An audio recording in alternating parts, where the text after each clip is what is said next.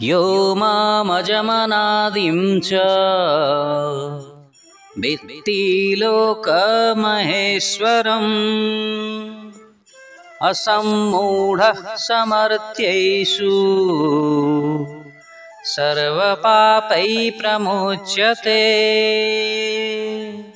बंधुगण, श्रीकृष्ण एठारे कहउछन्ति जे मते केही जानन्ति नाही, किंतु किछि व्यक्ति मते अवश्य जानी थांती।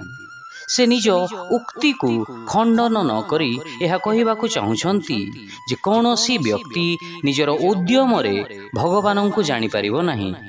भगवान निजे जदि काहा उपरे कृपा करिवे तेबे सेई भाग्यवान तांकु जानी परिबो। तेणु जेउ माने भी तांकु जानी थांती से माने भगवानंको दिव्य कृपारु ही ताहा जानिबाकु समर्थ होई थांती। एही अध्यायर 10म श्लोक रे से कहिसंती जेउ मानंकर मन भक्ति रे मो सहित निरंतर संलग्न रही थाए मु तांकु दिव्य ज्ञान प्रदान करे, जहा द्वारा से माने मते सहजरे प्राप्त करि पारंती। एठारे श्रीकृष्ण कहउछन्ति जे जेउ माने मते ईश्वर मानंकर ईश्वर परमेश्वर भावरे जानि थांती से माने मोहित हुअन्ति नाही। एपरि पुण्यात्मा माने सेमानंकर समस्त पूर्व एवं वर्तमान जन्मर कर्म बंधनरु मुक्त होई तांकर भक्ति करिथांती। जीव और तांको मध्यरे पार्थक्य दर्शाइबाकु जाई श्रीकृष्ण प्रकाश करुछन्ति जे से लोक महेश्वरम अर्थात सृष्टिर समस्त लोकर अधिष्ठाता अटंती।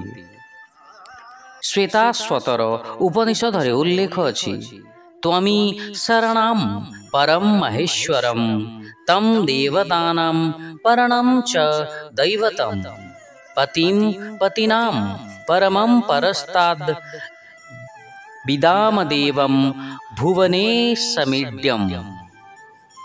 यार अर्थ हैला परम ब्रह्म समस्त शासक मानंकर शासक अटंती।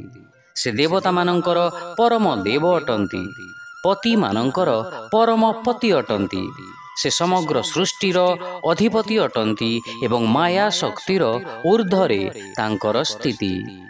शिक्षा जेउ माने मते अजन्मा अनादि एवं विश्वर परम प्रभु रूपरे जानी थांती मृत्यु लोकर सेई व्यक्ति माने माया रे मोहित हुअन्ति नाही एवं समस्त पापरु मुक्त होई थांती।